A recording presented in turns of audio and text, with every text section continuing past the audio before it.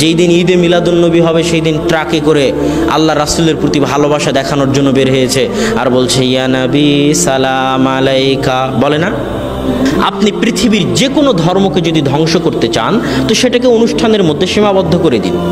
যেমন কথার কথা আপনি ভাবতেছেন আমি হিন্দু ধর্মকে ধ্বংস করে দেব, তো হিন্দু ধর্মকে অনুষ্ঠানের মধ্যে সীমাবদ্ধ করে দিন।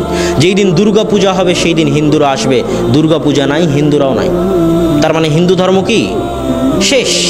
খ্রিস্টান ধর্মকে শেষ করতে চান, খ্রিস্টান ধর্মকে অনুষ্ঠানের মধ্যে সীমাবদ্ধ করে দিন। যেই দিন শুধু বড়দিন হবে, ঈসা আলাইহিস সালাতু ওয়াস সালামের জন্মদিন হবে, সেই দিন মানুষজন গির্জায় আসবে, জন্মদিন শেষ, গির্জাও খালি। কথা মনে হয় বুঝাতে পারলাম না? ঠিক ইসলামকে যদি ধ্বংস করতে চান তো ইসলামকে অনুষ্ঠানের মধ্যে সীমাবদ্ধ করে দিন। কিভাবে? যেই দিন শুধু শবে বরাত হবে সেই দিন মসজিদ ভর্তি, শবে বরাত শেষ, মুসল্লিও নাই, আছে না নাই? যেই দিন ঈদে মিলাদুন্নবী হবে সেই দিন ট্রাকে করে আল্লাহ রাসূলের প্রতি ভালোবাসা দেখানোর জন্য বের হয়েছে আর বলছে ইয়া নবী সালাম আলাইকা, বলে না? অথচ এই বাক্যের মধ্যে যে আল্লাহ রাসূলের অপমান হয় সেটা কিন্তু আমাদের এই ভাই জানে না। আমি তাদেরকে বলতে চাই, হে ভাই, তোমরা যারা ইয়া নবী সালাম আলাইকা পড়ো তারা একবার আল্লাহ তার রাসূলকে কিভাবে ডেকেছে একবার তো দেখো। সারা কোরআন একবার তো খুলে দেখো। এই সমগ্র কোরআনের প্রথম থেকে নিয়ে শেষ পর্যন্ত আল্লাহ অন্য নবীদেরকে যতবার ডেকেছেন সব নবীকে নাম ধরে ডেকেছেন। ইয়া জাকারিয়া, জাকারিয়ার নাম ধরে ডেকেছেন। ইয়া ইব্রাহিম, ইব্রাহিম আলাইহিস সালাতু ওয়াস সালামের নাম ধরে ডেকেছেন।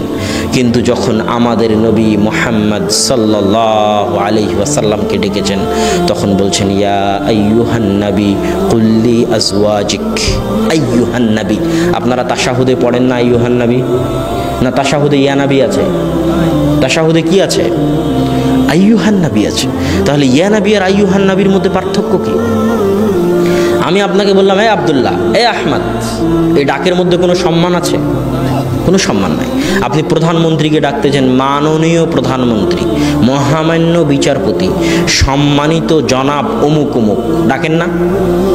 তো আল্লাহ সুবহানাহু ওয়া তাআলা যখন তার নবীকে ডাকতেছে তখন বলতেছে ইয়া আইয়ুহান নবী, হে মাননীয় নবী, হে সম্মানিত নবী, হে মহামান্য নবী, হে সম্মানিত নবী মুহাম্মদ সাল্লাল্লাহু আলাইহি ওয়াসাল্লাম। নামটাও আল্লাহ নেননি, জাস্ট হে সম্মানিত, হে মহামান্য নবী বলে ডেকেছেন।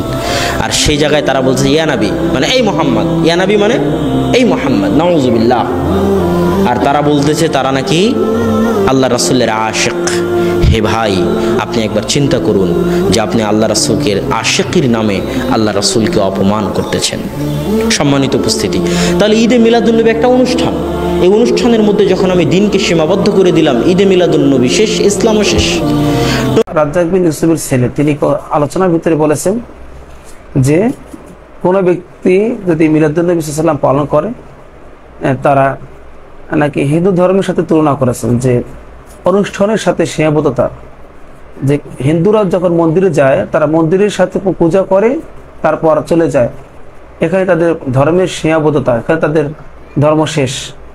তারপরে আবার বলেছেন রাজ্জাক বিন ইউসুফের ছেলে, তিনি বক্তব্যের ভিতরে বলেছেন যে খ্রিস্টানরা যদি পূজায় গির্জায় যায়, গির্জায় গেলে তাদের ওখানে নাকি তাদের ধর্ম শেষ, তাদের সীমাবদ্ধতা ওখানেই। এই উদাহরণ টেনে তিনি আমাদের ইসলাম ধর্মটাকেও তিনি এখানে, ইসলাম ধর্মকেও এখানে তিনি সীমাবদ্ধতা করতে চেয়েছেন যে ইসলাম ধর্ম যারা মিলাদুন্নবী সাল্লাল্লাহু আলাইহি ওয়াসাল্লাম পালন করে তারা নাকি আপনার এই ইসলাম ধর্মকে শেষ করে দিতে যাচ্ছে, ইসলামে অনুষ্ঠান করে ইসলামের সীমাবদ্ধতা এখানে শেষ করে দিতে যাচ্ছে। এই রাজ্জাক বিন ইউসুফের ছেলে তিনি এই কথাটি বলেছেন। আসলে ইসলামের ভিতরে অনেক অনুষ্ঠান আমরা পালন করি। তিনি যেই মজলিসে যে কথাগুলো বলেছেন ওখানে তিনি আলোচনা করেছেন, একটা মাহফিল করেছেন, একটা অনুষ্ঠান করেছেন। অনুষ্ঠান উপলক্ষে, মাহফিল উপলক্ষে অনেক লোক একত্রিত হয়েছে।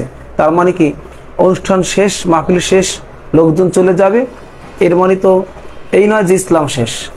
আবার আমরা ৫ ওয়াক্ত নামাজ আদায় করে থাকি, 5 ওয়াক্ত নামাজে মুসল্লিরা জামাতে একত্রিত হয়, আমরা রমজানের সিয়াম সাধনা পালন করে থাকি, আমরা এই মিলাদুন্নবী সিরাতুন নবীর মাহফিল করে থাকি, অনুষ্ঠান করে থাকি, এবং আমরা জুমা নামাজ আদায় করে থাকি, শবে কদর নামাজ আদায় করে থাকি, শবে বরাত নামাজ আদায় করে থাকি।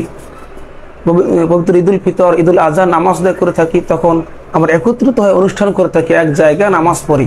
তার মানে এই নয় যে অনুষ্ঠান শেষ, মাহফিল শেষ, আপনার ইসলামটাও শেষ।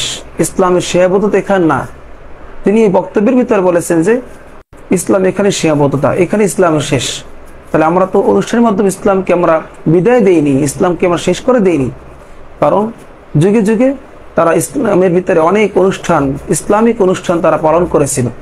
তাই এর মানে তো ইসলাম শেষ হয়ে যায়নি। তারপর একটি কথা বলেছে সে রাজ্জাক বিন ইউসুফের ছেলে, যে ইয়া নবী সালাম আলাইকা শব্দ নিয়ে। ইয়া নবী সালাম আলাইকা শব্দটা এখানে ইয়া দ্বারা তিনি বলেছেন যে আল্লাহ পাক রব্বুল আলামিন তার নবী মুহাম্মদ সাল্লাল্লাহু আলাইহি সাল্লামকে ইয়া নবী বলে ডাকেননি, তিনি আল্লাহ পাক ডেকেছেন ইয়া আইয়ুহান নবী। যে আল্লাহ পাক অন্যান্য নবীদেরকে ডাকছেন ইয়া জাকারিয়া, ইয়া মূসা, এভাবে আল্লাহ পাক অন্যান্য নবীদেরকে ইয়া নবী বলে ডেকেছেন, সম্বোধন করেছেন। কিন্তু মুহাম্মদ সাল্লাল্লাহু আলাইহি সাল্লামকে ইয়া আইয়ুহান নবী বলছেন, ইয়া নবী বলেন নাই। এর মানে তিনি বুঝিয়েছেন যে ইয়া আইয়ুহা দ্বারা সম্মানের ক্ষেত্রে, নবীজিকে সম্মানের ক্ষেত্রে ডেকেছেন। তার মানে তার কথা বোঝা গেল তাহলে আল্লাহ পাক রব্বুল আলামিন অন্যান্য নবীদেরকে ইয়া নবী, ইয়া মূসা, ইয়া জাকারিয়া বলে ডেকেছেন। তার মানে কি অন্যান্য নবীদেরকে আল্লাহ পাক রব্বুল আলামিন অসম্মানের সাথে ডেকেছেন? তেমনটি কিন্তু নয়। অন্যান্য নবীদেরকে আল্লাহ পাক অসম্মান করে ডাকেননি। এখানে ইয়া দ্বারা হরফে নিদা দ্বারা তাকে আহ্বান করা হয়েছে, ডাকা হয়েছে। এবং মুহাম্মদ সাল্লাল্লাহু আলাইহি সাল্লামকে ইয়া আইয়ুহান নবী দ্বারা ডাকা হয়েছে। এর মানে এই নয় যে নবী মুহাম্মদ সাল্লাল্লাহু আলাইহি সাল্লামকে সম্মানের সাথে বলেছেন আর অন্যান্য নবীদেরকে অসম্মানের সাথে বলেছেন, এমনটি নয়। আইয়ু শব্দটা শহরের জামির কিতাবের ভিতরে 270 নম্বর পৃষ্ঠায় 11 নম্বর টিকার ভিতরে লেখা আছে যে ইয়া রজুলু। এই ইয়া রজুলু শব্দটি ছিল ইয়া আইয়ুহা রজুলু। ইয়া আইয়ুহা রজুলু সংক্ষিপ্ত করার জন্য, সংক্ষেপে পড়ার জন্য ইয়া রজুল বলা হয়, ইয়া রজুল বলে সম্বোধন করা হয়, ডাকা হয়। এর মানে আপনার মুহাম্মদ সাল্লাল্লাহু আলাইহি সাল্লামকে যে ইয়া নবী বলে ডাকা যাবে না এমনটি নয়। আর ইয়া আইয়ুহা দ্বারা ইয়া আইয়ুহা বলছেন বিধায় যে তার সম্মানের ক্ষেত্রে তাকে বলা হয়েছে, বিষয়টি তেমনটিও নয়। কারণ আল্লাহ পাক রব্বুল আলামিন তো পবিত্র কোরআনুল কারীমের ভিতরে কাফিরদেরকেও ডেকেছেন আইয়ুহা দ্বারা, কুল ইয়া আইয়ুহাল কাফিরুন। আল্লাহ পাক কাফিরদেরকে ডেকেছিলেন, আইয়ুহা শব্দটা সম্বোধন করেছিলেন, আইয়ুহা শব্দটা ব্যবহার করেছিলেন। তাহলে কি আল্লাহ পাক রব্বুল আলামিন কাফিরদের ক্ষেত্রেও কি সম্মানের সাথে ডেকেছিলেন? মানে রাজ্জাক বিন ইউসুফ তার ছেলের যে বক্তব্যটা, তার বক্তব্যের দ্বারা বোঝা যায় যে অনেকেই তাদের কথার সাথে অনেক ধরনের লোক তারা একমত পোষণ করেন যে আইয়ুহা দ্বারা নবীকে সম্মানের ক্ষেত্রে ডাকা হয়েছে, তেমনটি নয়। তা আল্লাহ পাক রব্বুল আলামিন যদি নবী মুহাম্মদ সাল্লাল্লাহু আলাইহি সাল্লামকে আইয়ুহা দ্বারা সম্মানের ক্ষেত্রে ডাকেন, তাহলে কাফিরদেরকে কি সম্মানের সাথে ডেকেছেন? আমার প্রশ্ন আপনাদের কাছে, ইয়া আইয়ুহাল কাফিরুন, কুল ইয়া আইয়ুহাল কাফিরুন। তাহলে আইয়ুহা দ্বারা হে কাফির সম্প্রদায়, তা আল্লাহ পাক কাফিরদেরকে ডেকেছিলেন। তা কাফিরদেরকে যে ডেকেছেন আইয়ুহা দ্বারা, তাহলে কি আইয়ুহা দ্বারা কি কাফিরদেরকে সম্মানের ক্ষেত্রে ডেকেছিলেন? তেমনটি বিষয় নয়। আবার আল্লাহ পাক মানুষদেরকেও ডাকছেন ইয়া আইয়ুহান নাস, হে মানুষ, মানব সকল। আল্লাহ মানবদেরকে আল্লাহ পাক ইয়া দ্বারা ডেকেছিলেন, ইয়া আইয়ুহা দ্বারা ডেকেছিলেন। তাহলে আইয়ুহা দ্বারা সম্মানের ক্ষেত্রে ডাকা হয় না। তাহলে যারা ভুল বুঝতেছেন তারা আপনারা অবশ্যই বিষয়টি দেখবেন, ভালো করে জেনে বুঝে আপনারা কথা বলবেন ইনশাআল্লাহ তাআলা। মানুষের মাঝে বিভেদ, ঝগড়া ঝাঁটি এগুলো করার কোনো প্রয়োজন নেই। আপনি পড়েছেন, জানেন, রাজ্জাক বিন ইউসুফের ছেলে অবশ্যই তিনি জানেন যে আইয়ুহা ইয়া দ্বারা সম্বোধন করা যায়, ডাকা যায়, কিন্তু তারপরও তাদের যে মাসলাক আছে সেই অনুযায়ী তিনি কথা বলেন।